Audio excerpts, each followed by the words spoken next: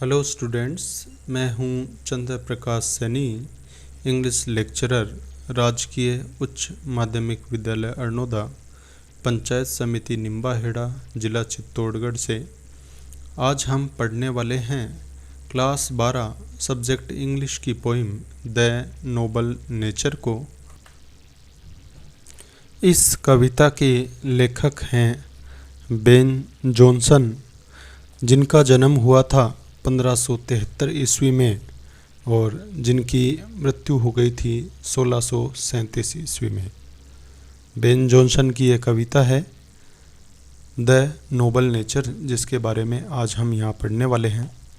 सबसे पहले पोइट का इंट्रोडक्शन जानते हैं। Ben Jonson, who was born in 1573 and was died in 1637, was a versatile and dominating literary personality known as a playwright, poet, actor and critic of the 17th century. Ben Jonson, जिनका जन्म 1573 ईस्वी में हुआ था और जिनकी मृत्यु 1637 ईस्वी में हुई थी, वे एक बहुमुखी और प्रमुख साहित्यिक व्यक्तित्व हैं जो एक नाटककार, कवि, अभिनेता और 17वीं सदी के आलोचक के रूप में जाने जाते हैं। ही इज़ आइडेंटिफाइड, वो जाने जाते हैं, फॉर हिज ब्रिलियंट, उनकी शानदार, क्लासिकल, पारंपरिक एंड रियलिस्टिक, सजीव कॉमेडी जो कॉमेडी का भाव है उसके लिए, उन हिज मेमोरेबल कॉमेडीज़, उनकी प्रमुख हास्य प्रधान रचनाएं जो हैं उनमें प्रमुखताओं से नाम लिया जाता है वोल्पोन, द एल्केमिस्ट और द साइलेंट वुमेन। इस प्रकार से हम पोइट के बारे में ये जानते हैं कि बेन जॉनसन अपने समय के एक प्रमुख साहित्यकार रहे हैं, जिनके अंदर कई तरह की प्रतिभाएं रही हैं। वो नाटककार भी रहे हैं, कवि, अभिनेता और क्रिटिक अर्थात आलोचक के रूप में भी वो जाने गए हैं। सबसे शानदार रचनाएं कृतित्व की है वो मानी जाती है उनकी यादगार कॉमेडी। कॉमेडी का अर्थ होता है कोई हास्य प्रधान रचना जिसमें हंसी की प्रधानता हो, और ऐसी हास्य प्रधान रचनाओं में वोल्पोन, द एल्केमिस्ट और द साइलेंट वुमेन प्रमुख है। अब हम जानते हैं पोइम के बारे में। जिस कविता को हम पढ़ने जा रहे हैं उस पोइम का प्रमुख क्या भाव है, इसका क्या संदेश है, जानते हैं। द नोबल नेचर कविता का नाम है। इज़ ए शॉर्ट, एक छोटी, लिरिक जिसको गाया जा सके, ऐसी गीत रूप की कविता है। कंपोज्ड बाई बेन जॉनसन, जो कंपोज की गई है, लिखी गई है बेन जॉनसन के द्वारा। इम्पार्टिंग, जो प्रदान करती है ग्रेट मीनिंग, एक महान अर्थ, एंड ए मैसेज, और एक संदेश देती है टू ह्यूमैनिटी, मानवता को। दैट, की वी लिव, हम रहते हैं, इन डीड्स कार्यों में, कर्मों में हम रहते हैं, नोट इन ईयर्स, हम सालों में नहीं रहते हैं। द पोइट, कवि बेन जॉनसन, कॉन्ट्रास्ट्स, दो विरोधाभासी विचारों को प्रस्तुत करता है। पहला है ए मीनिंगलेस, एक अर्थहीन और अनइम्प्रेसिव। इम्प्रेस का अर्थ होता है प्रभाव डालना, इम्प्रेसिव प्रभाव डालने वाला, अनइम्प्रेसिव प्रभाव नहीं डालने वाला। तो यहाँ पर मीनिंगलेस, अर्थहीन और अनइम्प्रेसिव, जो इम्प्रेस नहीं करता है, ऐसे एक जीवन की तुलना की गई है। किसके साथ? जीवन जो बहुत लंबा है, long life with A short life, और उसकी तुलना की गई है एक छोटे जीवन के साथ। और छोटा जीवन कैसा है? फुल ऑफ हीरोइक, एकदम हीरोइक, साहसी कारनामों से भरा हुआ। वर्चुअस होता है पुण्य डीड्स, पुण्य कर्मों से भरा हुआ। By drawing to symbols from nature, लेता है टू सिंबल्स, दो सिंबल लेता है फ्रॉम नेचर कविता से। पहला सिंबल है एन ओक, ओक वृक्ष का, एंड ए लिली, और लिली कुमुदनी पौधे का। जॉनसन वाइडली डिसेमिनेट्स प्रचारित करता है, बताता है, वाइडली विस्तार रूप से बताता है, the worth of human life, worth मूल्य, ऑफ ह्यूमन लाइफ जीवन का जो मूल्य है, मानवीय जीवन का जो मूल्य है, इज मीजर्ड वो नापा जाता है, मापा जाता है, नॉट इन ईयर्स कभी भी सालों में नहीं नापा जाता है, but on the basis of achievements, बल्कि अचीवमेंट्स उनकी उपलब्धियां क्या रही है उनके अंदर मापा जाता है, एंड नोबल एक्ट्स, और नोबल एक्ट्स महान एक्ट्स कार्य, दैट लीव जो छोड़ते हैं, इम्प्रिंट्स निशान छोड़ते हैं, अपने कदमों के निशान छोड़ते हैं, अपने कार्यों की पहचान छोड़ते हैं, on the vast Vishal, eternity अनंतता पर, ऑफ टाइम समय की अनंतता पर जो विशाल छाप छोड़ते हैं। इस प्रकार से हम देखते हैं पोएम के इंट्रोडक्शन में ये कहा गया है कि हमारे कवि बेन जॉनसन है जो इस द नोबल नेचर के अंदर जो एक छोटा सा गीत है, एक बहुत बड़ा अर्थ और मानवता को संदेश प्रदान कर रहे हैं कि हमारा जीवन वर्षों में नहीं कर्मों में रहता है। कवि प्रकृति से दो प्रतीक लेता है, एक ओक का वृक्ष और एक लिली का वृक्ष, और इनके द्वारा दो विरोधाभासी विचार प्रस्तुत करता है। पहला विचार है छोटा सा जीवन, जीवन कैसा, जो वीर और पुण्य कर्मों से भरा हुआ है, और उसकी तुलना की गई है अर्थहीन और अप्रभावशाली लंबे जीवन से।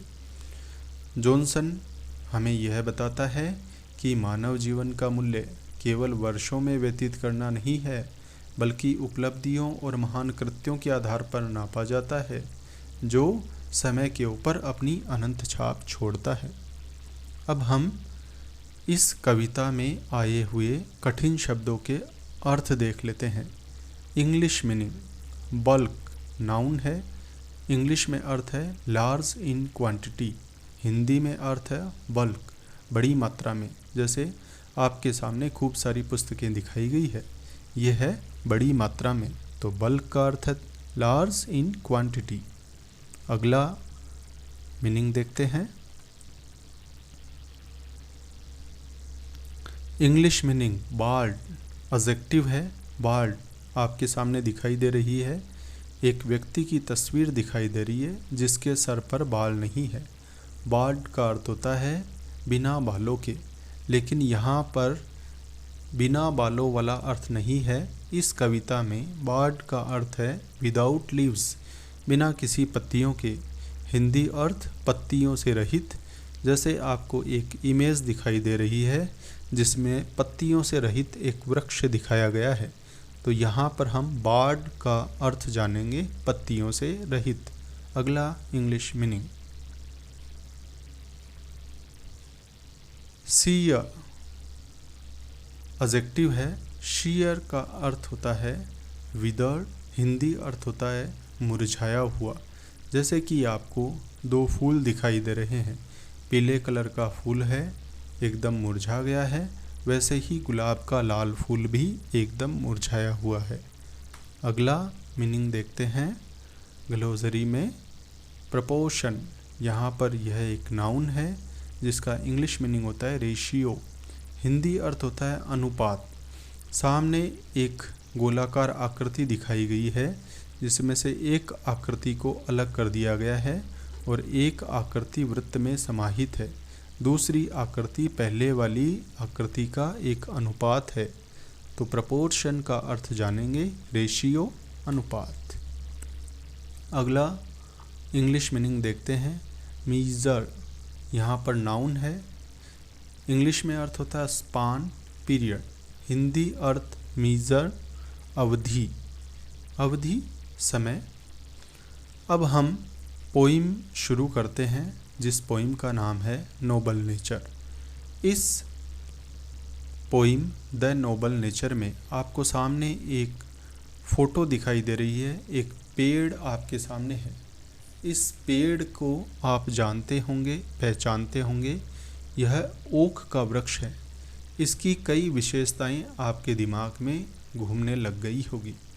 ओक का वृक्ष बहुत लंबा जीवन जीता है, बहुत बड़ा होता है, बहुत विशाल होता है। तो एक रूपक इस कविता में लिया गया है ओक का। आगे हम चलते हैं और पोइम को करते हैं शुरू। पोइम की पहली पंक्ति है, it is not growing like a tree, in bulk doth make man better be. अर्थ देखते हैं। इट का अर्थ है यह क्या? जीवन। हमारा जो मनुष्य जीवन है, इज नोट, वो इज है, नोट नहीं है, ग्रोविंग बढ़ता हुआ, ऐसे नहीं बढ़ता है, लाइक जैसे कि ए ट्री एक पेड़। हम मनुष्यों का जीवन ऐसे नहीं बढ़ता है जैसे कि एक ट्री। दोबारा एक बार देखें, इट यह मानवीय जीवन। कौन सा जीवन? इज है, नोट नहीं है, क्या नहीं है, ग्रोविंग बढ़ता हुआ। कैसे बढ़ता हुआ? लाइक जैसे कि ए ट्री, एक पेड़ की तरह नहीं बढ़ता है मानव का जीवन। मानव का जीवन कुछ अलग तरीके का होता है। पेड़ कैसे बढ़ता है? इन बल्क बड़ी मात्रा में। डथ का अर्थ है यहाँ पर डज मैक, ये बन सकता है। क्या बन सकता है? मैन आदमी, बेटर भी, इससे भी अच्छा बन सकता है। और या फिर स्टैंडिंग, वो खड़ा रहे, लॉन्ग लंबे समय तक, जैसे एन ओक, जैसे कि एक ओक का पेड़। जैसे अभी आपने थोड़ी देर पहले ओक का पेड़ देखा। यह ओक का पेड़ लंबे समय तक खड़ा रहता है। कितना लंबे समय तक? 300 ईयर, 300 सालों तक भी खड़ा रहता है। ओक का जीवन काल बहुत लंबा होता है। कभी कभी तो ओक का वृक्ष 300 साल तक भी खड़ा रहता है।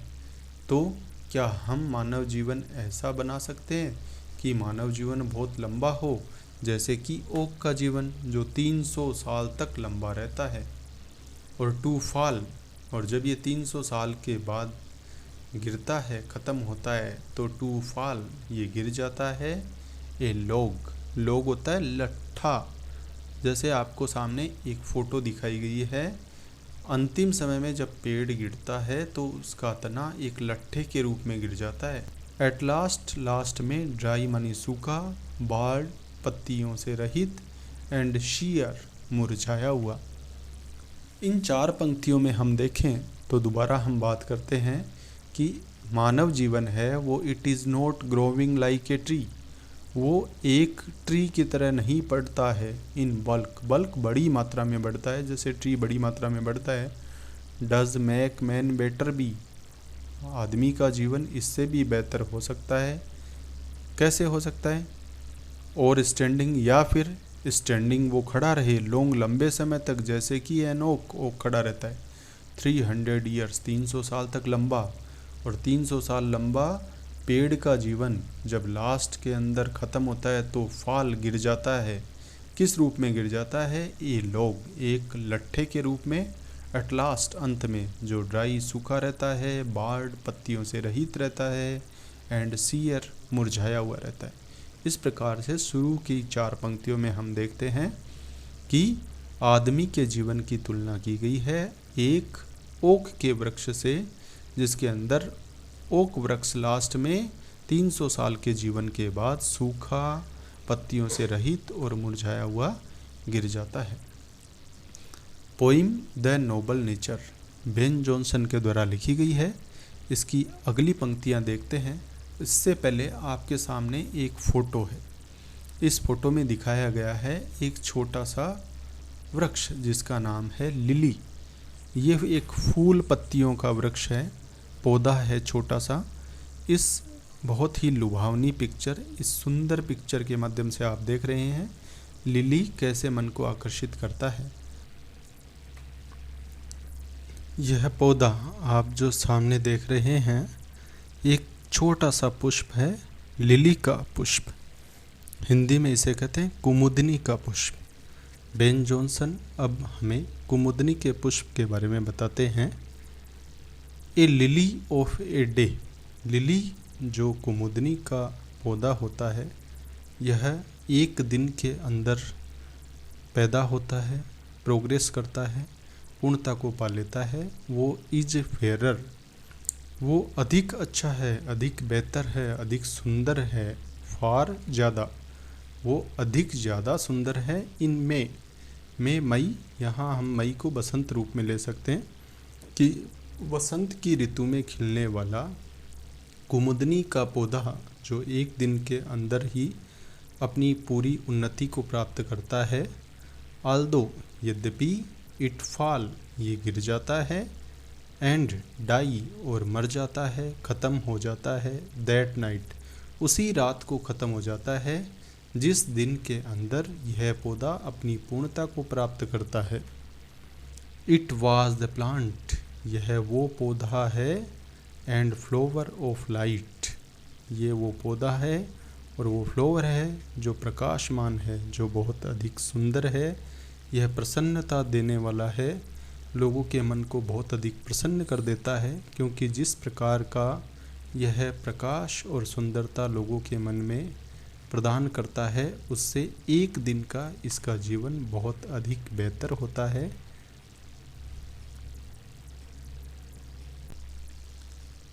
कविता की अंतिम पंक्तियों में हम देखते हैं कि कवि बेन जॉनसन हमें किस प्रकार का संदेश देता है।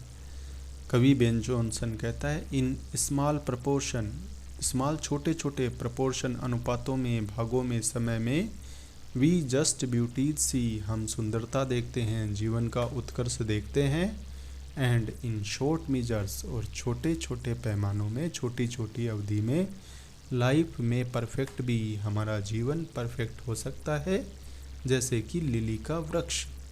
इस प्रकार से इस पोइम के माध्यम से हमने जाना कि 300 साल के ओक के वृक्ष की तुलना में लिली का एक दिन का जीवन काल बहुत अच्छा है। हम छोटे छोटे आकार की चीज़ों में, छोटी छोटी चीज़ों में बहुत उच्च कोटि की सुंदरता को देख सकते हैं। इस प्रकार कभी कभी ऐसा होता है कि छोटा सा जीवन काल भी बहुत बेहतर होता है, बजाय किसके, एक बहुत अधिक लंबी अवधि के ओक की तरह के जीवन से छोटा सा लिली का एक दिन का और एक रात का जो जीवन काल है वो 300 साल के जीवन काल पर भारी होता है।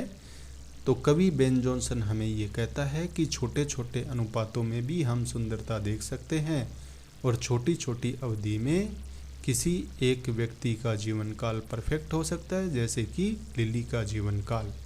इस प्रकार बेन जॉनसन के द्वारा बताई गई इस कविता में हमने पढ़ा कि एक दिन का लिली का दिन का काल और उसी रात को ख़त्म हो जाने का समय 300 साल के ओक के जीवन पर भारी है। आशा है यह कविता आपके समझ में आई होगी। आपको अगर कहीं भी दिक्कत हो तो कमेंट बॉक्स में ज़रूर लिखें। किसी भी प्रकार की अग्रिम सहायता के लिए आप मुझसे संपर्क कर सकते हैं। Thank you very much. अगली बार फिर एक नई कविता के साथ जल्द ही मिलेंगे। Thanks a lot.